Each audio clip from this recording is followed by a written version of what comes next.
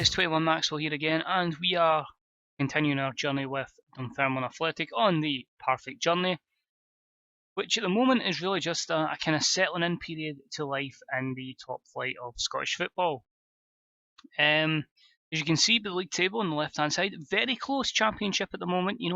Fair enough, we are in 10th place and we have only 2 wins from 6 games.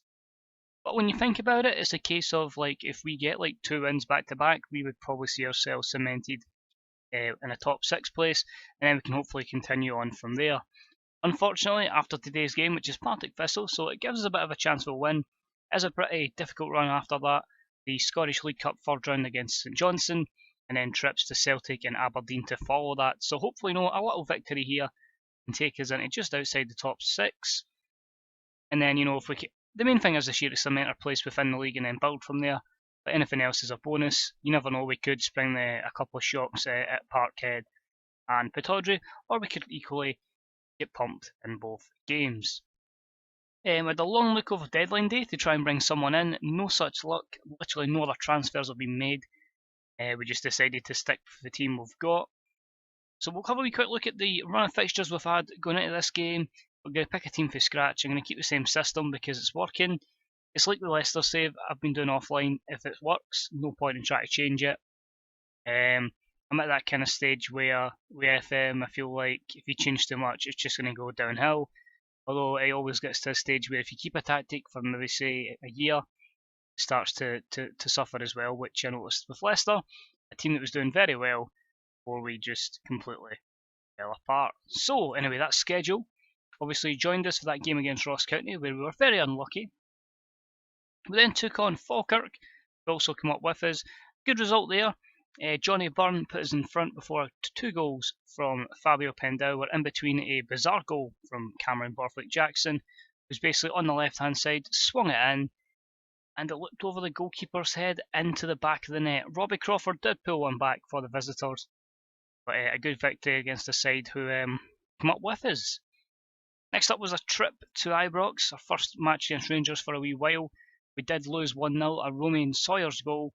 I thought we competed well. I didn't think we were ever going to score. Our strikers were pretty much deprived of service. But it was a good performance. It gives us a little bit of optimism that we can go to these places and maybe in a better day, a bit more creativity, we may come out with some sort of result.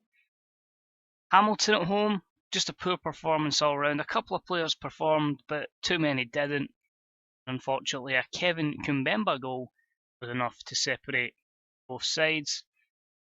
Raith was our opponents in the League Cup second round after winning East Stirlingshire in the first one. The Fife derby saw us win 2-0, Fabio Pendau and Lewis Milne with the goals, giving us an impressive victory here, showing that if we did ever go down, we'd still have would pretty much dominate the championship. But a good victory nonetheless, gives us that third round match against St Johnstone. If we can win that, we're in the quarterfinals, so that's a decent cup run. Let's say St Johnstone will be a very difficult opponent. We took on Hearts in the league in our last home game. 2-1 victory here. Duncan Watmore with the goal. Ali Crawford equalising for the visitors before Fabio Pendau with the winner. Very difficult game. One of those sides that are kind of either hit and miss in FM. They're either very good or very poor. In this save they've been pretty good. In other saves I say they've been really bad. But we've done well against a good Hearts side. Pick up points. And with that game against St Johnstone coming up, we had to face them in the league just last week. Absolutely ripped apart by Chris Kane, scored from the penalty spot, scored a good volley slightly after. Duncan Watmore gave us a glimmer of hope. We pushed and we pushed, but unfortunately it was a late goal for Chris Kane, which saw the game sealed in St Johnstone's favour, and his hat-trick gave them all 3 points. As I say, it's Partick Thistle today. I think what we can do is we'll have a little look at Partick Thistle and see what we're up against. So Alan Archibald is still there. Stuart Bannigan is still there, as is Danny Seaborn. So they're going to look to have probably Thomas Cherney in goal. Back four of Danny Seaborn, Liam Lindsay, Franz and Gary Miller. I think that will be Gary Fraser and Stuart Bannigan in the middle. Stevie Lawless and that'll be Ryan Edwards on the right. Yep, so he's got a bit of pace about him, worth 2 million as well. Crosby, Darren Crosby is a new gen from Man United. I don't think he'll play in the number 10 role, just judging by his position there. And the striker is Jeet Padaruth. They've got on loan from Hull. No real pace about him, but there's definitely a lot of attributes there.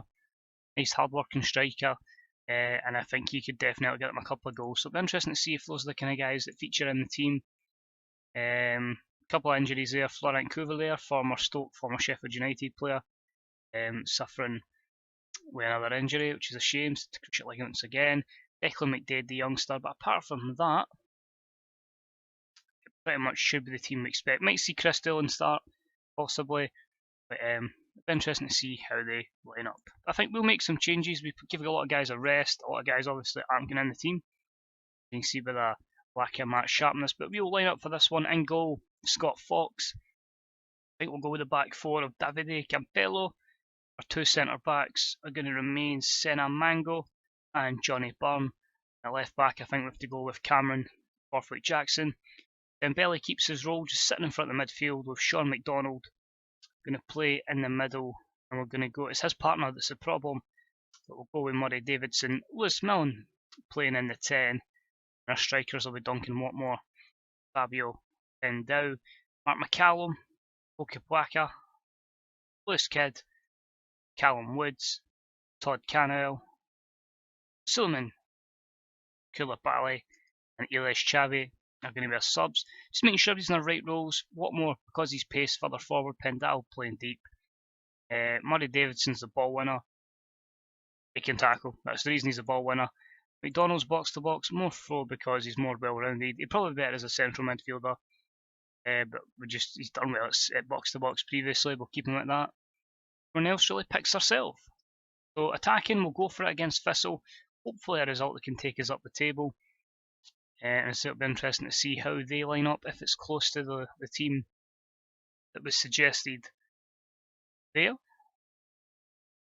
So just wait for this to load. This is the problem when I don't, when I play offline, I don't play in 3D. I just stick to 2D Classic because that's what I've known.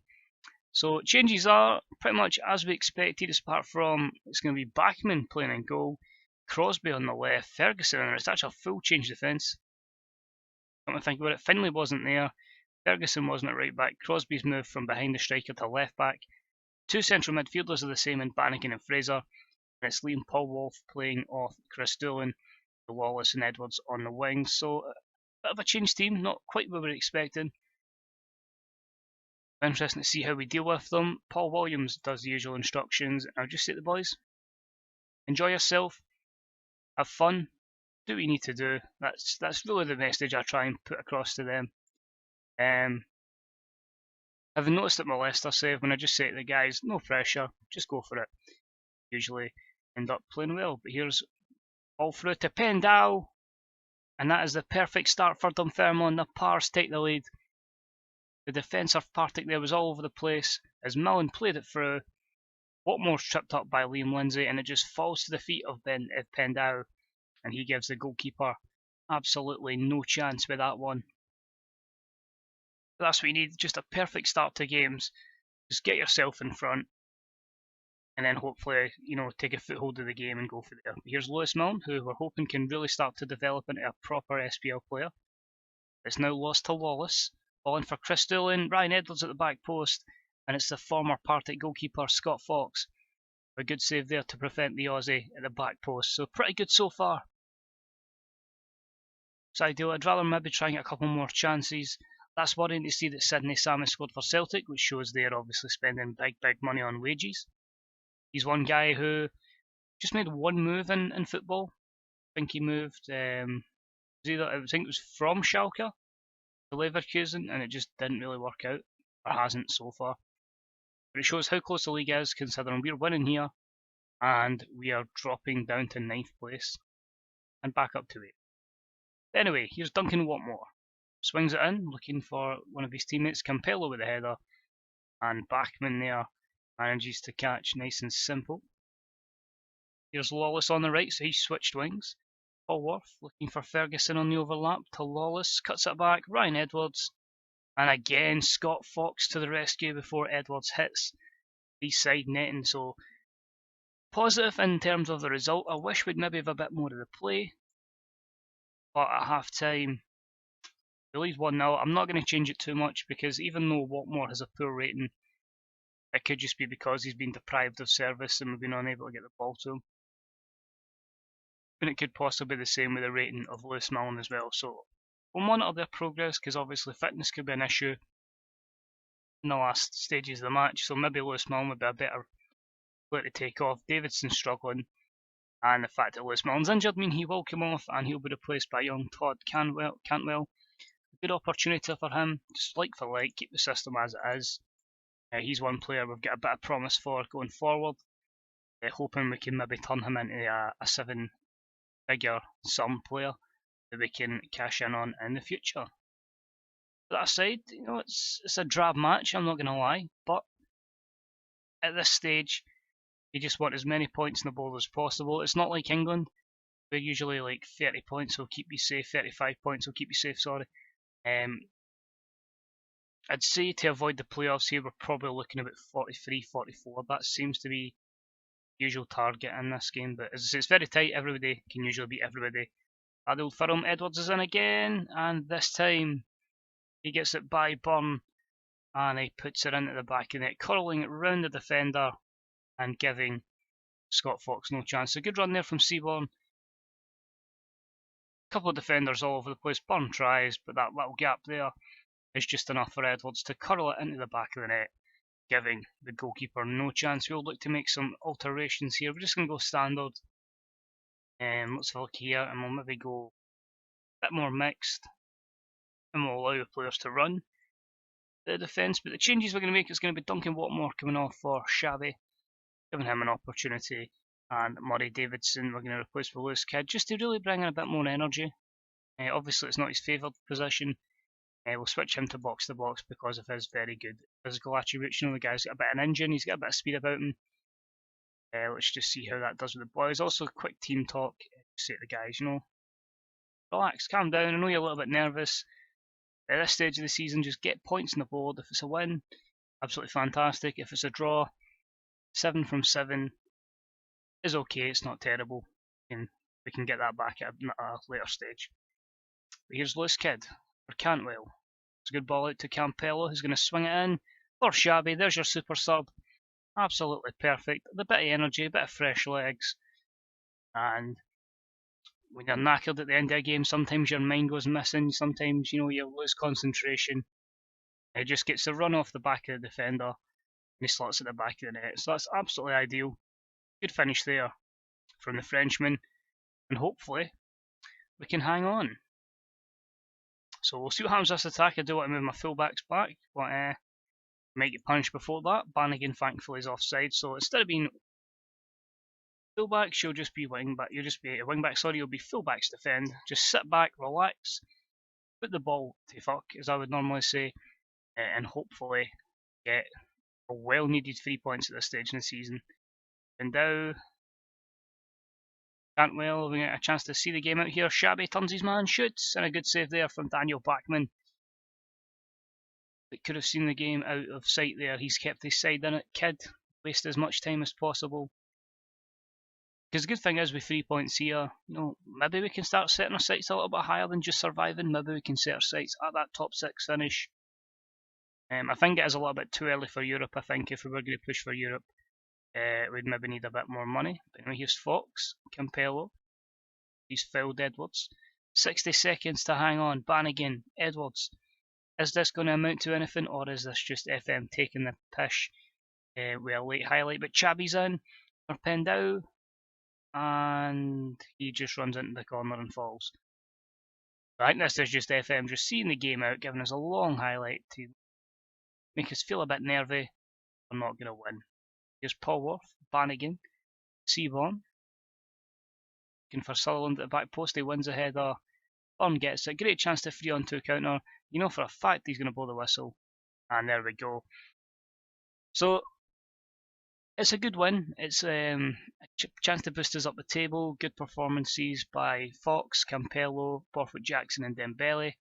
Probably would give pass marks to McDonald and Pendau and Shabby as well. Interestingly, none of our players seem to have won Player of the Match, so we'll go to Cam and we'll say well done. Player of the Match went to Ryan Edwards for them, who got an 8.3. Fair enough then. In case it was our goalkeeper. You can see for the league table, sure it only puts us in 8th place, but it gives us that 2-point cushion over, 3-point cushion over Ross County, and a 6-point cushion over Falkirk, which is good. It gives us positive goal difference at 0, so we're not negative, that's cool. And you know, a win, 2 wins, and you could be talking us 3rd, 4th in the league. As I say, tough games coming up, so very unlikely, but it's a good position to be in. Getting a cup tie as well, and hopefully, with the inconsistency of Rangers and Celtic here, neither winning this week, it gives us a chance to, if we're consistent, hopefully have a good run. However, that is bad news. Lewis Milne out for 2 months of the season. Disappointing stuff.